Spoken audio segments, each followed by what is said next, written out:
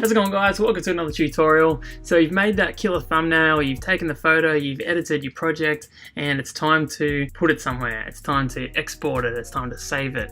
There's a couple of different ways you can do this. So the start of all of these, you're going to go in File. Now the obvious thing to do, same as Word document, that kind of thing, is to go Save As.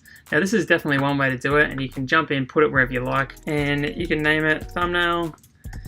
And you can actually save it by this drop down menu here. You can choose all the different kind of style of images, so JPEG being your most common, your PNG if you're looking for that clear background style. So if I go JPEG, I can save it, and there you go. Now you can see it did something funny here. It expanded out the artboard to the size of the biggest layer that I had in there, and it just created this giant white box around it. So if I save that right now, it's actually going to save with that box around it. So I'll cancel that. It's not always going to do that, but you will find that by saving as, you actually have more kind of issues with little kind of things like that, because it's not the best way to do it. The best way to do it is actually to go into File here and go Export.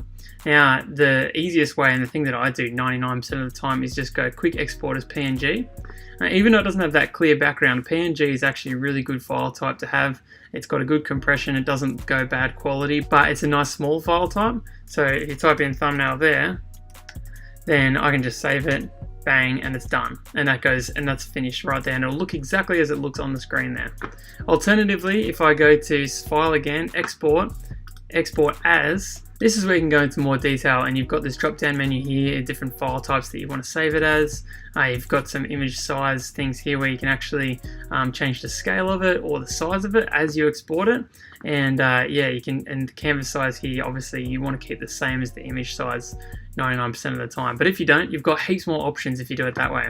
So you just click Export, and you'll get that same thing there where you can go thumbnails, what I want to call it, to, and export. But you had a lot more options when you did that. So I guess there's a little tip for you, is to stop going for the File Save As and start trying that export there. And Quick Export as PNG is going to be good, like I said, 99% of the time. But alternatively, you've got that Export As.